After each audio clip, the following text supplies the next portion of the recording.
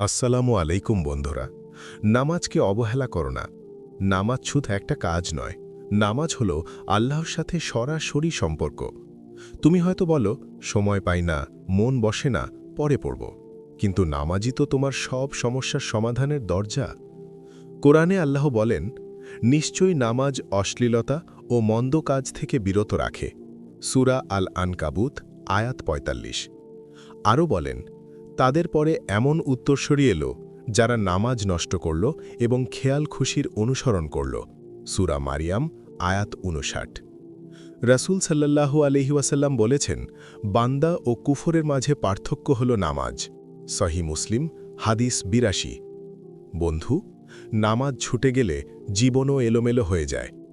আজই সিদ্ধান্ত নাও, নামাজকে জীবনের অগ্রাধিকার বানাবো।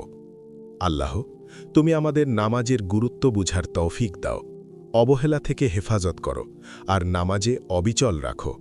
আমিন। আমাদের এই ভিডিওটি ভালো লাগলে লাইক করো, চলুন আলোর দিশায় চ্যানেলটিকে সাবস্ক্রাইব করো ও ফলো করো ফেসবুক এবং ইনস্টাগ্রামে, আর দিনী বার্তা ছড়িয়ে দিতে শেয়ার করো। আবার দেখা হবে নতুন ভিডিওতে ইনশাআল্লাহ। আসসালামু আলাইকুম ওয়া রাহমাতুল্লাহ।